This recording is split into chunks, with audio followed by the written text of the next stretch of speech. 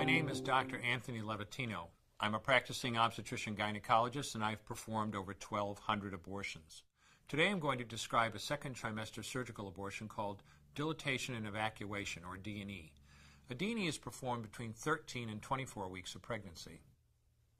After administering anesthesia, the abortionist uses a weighted speculum, like this one, that opens the vagina widely.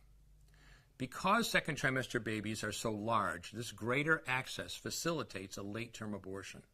Late-term abortion requires that the cervix be prepared 24 to 48 hours in advance with laminaria. Laminaria is a type of sterilized seaweed that absorbs water over 8 to 12 hours and swells to several times its original diameter. Once removed, metal dilators can be used to further open the cervix as needed. Once the cervix has been stretched open, the suction tube is placed inside. A baby at 20 weeks gestation is as big as the length of my hand, from head to rump, not counting the legs. The suction machine is turned on, and pale yellow amniotic fluid surrounding the baby is suctioned out through the catheters.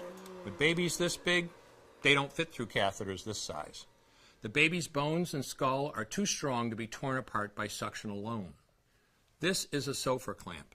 A Sofer clamp is made of stainless steel. It's about 13 inches long.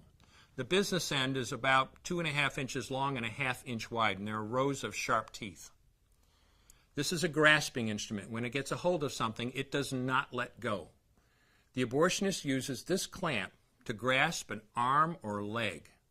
Once he has a firm grip, the abortionist pulls hard in order to tear the limb from the baby's body.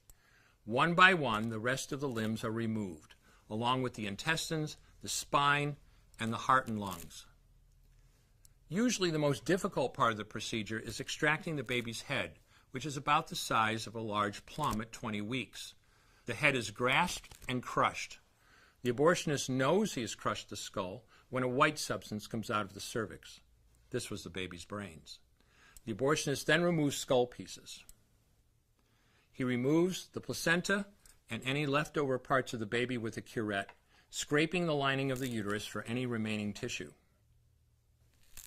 The abortionist then collects the baby parts and reassembles them to make sure that there are 2 arms, 2 legs, and all the pieces. Once all the parts have been accounted for, the abortion is complete. For the woman, this procedure carries a significant risk of major complications, including perforation or laceration of the uterus or cervix, with possible damage to the bowel, bladder, and other maternal organs. Infection and hemorrhage can also occur, which can even lead to death.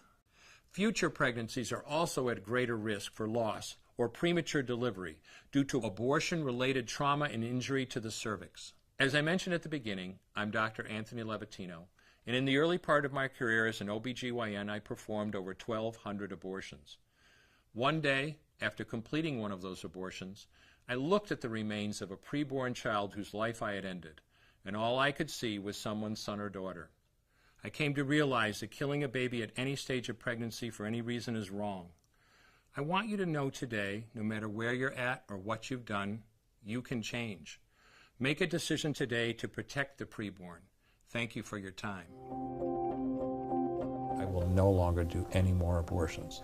When you finally figure out that killing a baby that big for money is wrong, that it doesn't take you too long to figure out it doesn't matter if the baby is this big or this big or this big or maybe even this big, it's all the same. And I haven't done any since then, and I never will.